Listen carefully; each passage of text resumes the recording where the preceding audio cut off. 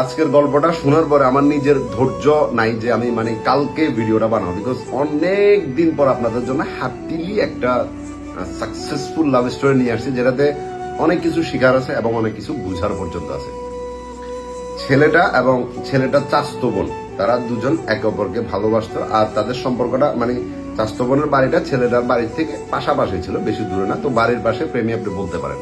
তাদের একে অপরের যখন রিলেশনশিপটা হয় প্রায় 5 বছর তাদের সম্পর্ক চলে। প্রথম বছরও কেউ জানতো না, দ্বিতীয় বছরে কেউ জানতো না, তৃতীয় বছরে কেউ জানতো না। 4 নাম্বার বছর আসার পরে মেয়ের ফ্যামিলি মোটামুটি বিষয়টা জেনে গেছে। জানার পরে যেটা হয় নর্মালি সেটাই হয়েছে, অনেক কিছু কাহিনী হয়েছে।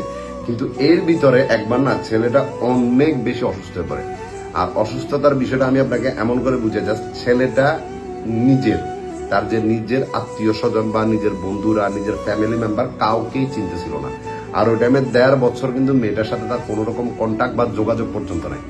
যেমন করে ছেলেটা শুকাই গেছে তার অসুস্থতার কারণে, ওই রকম করে মেয়েটা পর্যন্ত শুকাই গেছে ছেলেটা চিন্তা করতে করতে। এভরি টাইম ছেলেটার জন্য কোরআন শরীফ পড়ে পড়ে শুধু আল্লাহর কাছে কান্না করতো, নিজের খাওয়া দাওয়া সব মানে বন্ধ করে দিয়েছিল, একদম শুকাই। আপনি বুঝতে পারেন যে একটা কাটার মতো হয়ে গেছিল মেয়েটা শুধু ছেলেটার চিন্তার কারণে। অথচ 1.5 বছর পর্যন্ত ওই ছেলেটার সাথে ঠিকমতো তার কথাবার্তা পর্যন্ত হয় না। কেন? কারণ ছেলেটা এমন একটা রোগে আক্রান্ত আছে যে সে নিজস্ব কাউকে চিনতেছে না। তার বন্ধুরা তাকে দেখতে আসে, এলাকাবাসী তাকে দেখতে আসে, কেউ তাকে চিনতেছিল না। পরে যাক আল্লাহর রহমতে চিকিৎসাধীন অবস্থায় মোটামুটি ছেলেটা সুস্থ হওয়ার পরে, ওই টাইমে মানে ছেলেটা ঢাকাতে একটা চাকরি করবে এরকম চিন্তাধারা করছিল। কিন্তু মেয়েটা আর আপনার যে ফ্যামিলি মেম্বার আছে তারা বিভিন্ন জায়গায় ছেলে দেখা শুরু করলো এই মেয়েটার জন্য। এই বিষয়গুলো কিন্তু মেয়েটা ছেলেটাকে জানে না। কেন জানে না? যাতে ছেলেটা টেনশন না করে, কোনো রকম চিন্তাধারা না করে, এই জন্য। এবং অনেকজন দেখতে আসছে।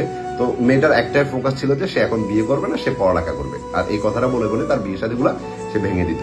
দেন একটা সময় দেখতেছে যে পরিস্থিতিটা এমন একটা পর্যায়ে চলে গেছে যে মেয়েটা হয়তো হুট করে বিয়ে হয়ে যেতে পারে। ছেলেটা যখন বিষয়টা অন্যজনের মাধ্যমে শুনছে, তো বলতেছে যে চলো আমরা বিয়ে করে ফেলি। ঠিক আছে, দুজন মিলে ডিসাইড করলো। কিন্তু ওই টাইমে ছেলেটার বয়সও কম ছিল এবং মেয়েটারও ওরকম পারফেক্ট এজ ছিল না। কিন্তু মেয়েটার একটা কথা ছিল যে দেখো, আমি আমার পরিবারের একমাত্র মেয়ে, এখন আমি যদি ওরকম কিছু করি তো ফ্যামিলির উপর কি আসতে পারে বুঝতে পারতেছ। আমরা চেষ্টা করি। কিন্তু যখন দেখতেছে যে পরিস্থিতি একদম ওরকম হয়ে গেছে, তখন তারা দুজন মিলে একসাথে ফুরুত গেছে ছেলেটা তার বন্ধুর বাসায় মেয়েটাকে নিয়ে। ওখানে নিয়ে যাওয়ার পরে আপনার তারা দুজন বন্ধুর বাসায় কিছুদিন ছিল। এরপরে আপনার যে মেয়ের ফ্যামিলি মেম্বার বলেন বা ছেলের ফ্যামিলি মেম্বার বলেন, তখন বিষয়টা মোটামুটি জেনে গেছে। এলাকার মধ্যে তাদেরকে প্রচুর পরিমাণ খুঁজতেছিল, কোথায় গেছে কেউ এটা পর্যন্ত জানতে পারে নাই। দেন ছেলেটার যে বন্ধুরা ছিল, বন্ধুর মাধ্যমে ছেলেটার ভাইকে ফোন করছে যে আমরা যেখানে আছি আমরা ভালো আছি, ওনাদেরকে টেনশন করতে মানা করো। তো বন্ধুর সাথে ছেলেটার ভাই কথা বলতে বলতে মোটামুটি তাদের একটা ভালো আন্ডারস্ট্যান্ডিং হয়েছে। বন্ধুকে বলতেছে যে ওদেরকে বাড়িতে চলে আসতে বল, সমস্যা নাই, যেটা হয়েছে এটা আমরা ম্যানেজ করবো। দেন ছেলেটাকে বুঝাই শুনাই বাড়িতে মেয়েটাকে সহ নিয়ে আসছে। নিয়ে আসার পরে ছেলেটার ভাই এক পাশে নিয়ে গিয়ে বলতেছে যে তুই একটা কাজ কর, তোরা বিয়ে শাদী করিস না, ওই মেয়েটারা যেমনি আছে ওরা এমনি তোর বাড়িতে দিয়ে চলে আয়, তোরা বিষয়টা ভুলে যা। কিন্তু ওই সিচুয়েশনে ছেলেটা বলতেছে যে আমি যদি মেয়েটাকে কথাটা বলি, নির্ঘাত ও নিজেকে নিজে কিছু করে ফেলবে এবং এটার জন্য সারা জীবন আমি দেখাবো, তো আমি এটা করতে পারবো না। দেন ছেলেটা মেয়েটাকে নিয়ে ঢাকা চলে গেছে এবং ঢাকাতে গিয়া তারা দুজন কোর্টে বিয়ে করে নিয়েছে। বিয়ে করে সোজা বাড়িতে আসছে এবং এর ভিতরে কি মেয়ের ফ্যামিলি কিছু করে না, অনেক কিছু করছে। মেয়েটার উপরে যে কি কি গেছে সেটা আমি আপনাদেরকে ভাষায় প্রকাশ করে বলতে পারবো না। কিন্তু তার লয়ালিটি এবং ইচ্ছা, মনের শক্তি এক ছিল, যার কারণে তারা দুজন বিয়ে শাদী করে ছেলেটার বাড়িতে এসে থাকা শুরু করলো এবং ছেলেটা একটা ঢাকাতে জব নিল, যেখানে 18 থেকে 20,000 টাকা তার স্যালারি পড়তেছিল। তো ওইখানে তার ফ্যামিলির সাথে সে মোটামুটি 1 বছর পর্যন্ত ছিল। এখন 1 বছর থাকার পরেও দেখতে যে নিজের ফ্যামিলিতে টাকা পয়সা সবকিছু পারফেক্টলি দিচ্ছে, তারপরেও কিন্তু ওই যে একটা থাকে না যে প্রেম করে বিয়ে করছে, তো ওই একটা মেন্টালিটি ফ্যামিলি মেম্বার হয়ে গেছে, যার কারণে সে দেখতেছে যে তার বউকে ওইভাবে সে ভালোভাবে রাখতে পারতেছে না। তো পরে ফ্যামিলি থেকে আলাদা হয়ে গেছে এবং সে তার বাবার জায়গার মধ্যে নতুন করে নিজে বাড়ি করে 2-2.5 লক্ষ টাকা খরচ করে এবং ওইখানে তার বউকে সে রাখা শুরু করে। তো ওইখান থেকে এখন মেয়ের ফ্যামিলিতে কিন্তু মেয়ের মা এবং মেয়ের বাবা মেয়েটাকে প্রচুর পরিমাণ ভালোবাসত, যার কারণে তারা যদিও মেয়ের উপরে রেগেছিল কিন্তু চাইতেছিল যে একটা কিছু ভালো কিছু করবে। এখন এখানে বিষয় আরেকটা ছিল যে ছেলের বাবার সাথে মেয়ের বাবার সাথে জায়গা জমি নিয়ে একটা চলতেছিল বিষয়, যার কারণে আপনার মেয়ের ভাইয়েরা কিন্তু অনেক বেশি মেয়েটার উপরে, সবচেয়ে বেশি মেয়ের ভাইরাই যেটা করছে। মেয়ের মা বলেন মেয়ের বাবা বলেন তারাও এরকম কিছু করে নাই।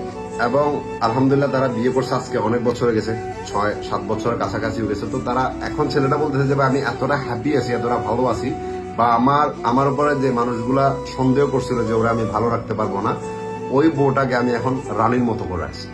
ওর যে চাওয়া, ওর যে পাওয়া সম্পূর্ণ পূরণ করতে পারতেছি। এবং গোল্ড বলেন, গহনা বলেন, শাড়ি বলেন, সবকিছু ওরা পারফেক্টলি দিয়ে যাচ্ছি এবং অনেক হ্যাপি রাখছি, যেটা আমি ভাষায় কাউকে প্রকাশ করে বলতে পারবো না। এই স্টোরিটা বলার উদ্দেশ্য এটা ছিল যে ছেলেটা, যে আমার ফ্যামিলি আমার উপরে অনেক অনেক কিছু করছে, যেগুলো আমি বলতে চাচ্ছি না, ফ্যামিলি মেম্বার মানুষকে ছোট করতে, বা আমার ওয়াইফের ফ্যামিলি যে মানুষগুলা মানে আমার যে কথাগুলো বলছিল, কথায় কথায় যেগুলো আমাকে শুনাইতেছিল যে কি আছে কি করবে, যে বিভিন্ন রকম কথা শুনেছিল, তাদেরকে এখন অনেক প্রাউডলি বলতে ইচ্ছা করে যে কোন জিনিসটা আপনাদের মেয়ে চাই, যেটা আমি তাকে দিতে পারবো না। আলহামদুলিল্লাহ ওই তৌফিক এখন আমারে দিছে, শুধু ওই মানুষটা আমার সাথে ছিল যে এই জন্য। তো এই জিনিসটাতে এখন মোটামুটি সবকিছু ভালো আছে, ছেলেটা অনেক হ্যাপি আছে। তবে একটা জিনিস আমার নিজের পার্সোনালি ওদের সম্পর্কের মধ্যে যে জিনিসটা ভালো আছে সেটা হলো এখন বর্তমানে ওগুলা দেখা যাবে যে 1.5 বছর একটা ছেলে অসুস্থ, মেয়েটার সাথে কথা বলতে পারতেছে না। ছেলেটা ঠিক হবে না ঠিক হবে তারও কোনো ঠিক নেই, কিন্তু তারপরও মেয়েটা ছেলেটার জন্য এতটা লয়াল ছিল যে প্রতিনিয়ত তার জন্য নামাজ আর কোরআন পড়ে শুধু দোয়া করছে যাতে আল্লাহ পাক তাকে সুস্থ করে দেয়। এইখানে মেয়েটার ভালোবাসাটা বোঝা গেছে যে অপেক্ষা করছে, সুস্থ হবে এই আশাটা তার মনের মধ্যে ছিল, যার কারণে তাদের ভালোবাসাটা সাকসেসফুল হয়েছে। অবশ্যই এখানে আর একটা বড় বিষয় যেটা, সেটা হলো মেয়ের মা হয়তো মেয়েকে ভালোবাসতো, যার কারণে ওইরকম কিছু করে নাই, আর এর জন্য তারা সাকসেসফুলের দ্বিতীয় পর্বটা পালন করতে পারছে। তবে আমার মতে ভাই কারোর উপর কোনো রাগ রাখিও না, তাদের জায়গা থেকে তারা হয়তো ওই টাইমে ঠিক ছিল, এখন হয়তো বুঝতে পারতেছে, নিজেরাই নিজেদের গিলটি ফিল করতেছে। তুমি যদি বলো না এটা এক ধরনের অন্যরকম কিছু হয়ে যায়, তো ওইরকম কিছু করার দরকার নেই। আমি একটা কথা সর্বদা তোমাকে সবসময় বলবো যে সবার সাথে মিলেমিশে থাকার চেষ্টা করবা। যে মানুষগুলো তোমাকে ভুল বুঝছিল ওই টাইমে, তারা অলরেডি বুঝে গেছে এখন, কিন্তু তুমি যদি এটা বলতে যাও তাহলে এটা তোমার দিক থেকে খারাপ কিছু হবে। তো এটা করিও না কোনোদিন, এটা করার দরকার নাই। একটা কথা আছে না, সাকসেসফুল এবং সফলতা অর্জন করে দেখাই দিব, কথা না কাজে প্রমাণ করে দিব, বুঝতেছ? তো তুমি ওরকম কিছু করছো। আল্লাহ পাক তোমাদের সম্পর্কটা, তোমাদের সংসার জীবনটা সবসময় ভালো রাখুক, সুখে রাখুক, শান্তিতে রাখুক, সর্বদা দোয়া করি। এবং তোমার যে শ্বশুর শাশুড়ি আছে, তোমার যে মা আছে, তোমার ফ্যামিলি মেম্বার আছে, সবার কাছে সর্বদা দোয়া চাও যাতে সবাই তোমাদের দোয়া করে ভালো থাকতে পারবে ইনশাল্লাহ।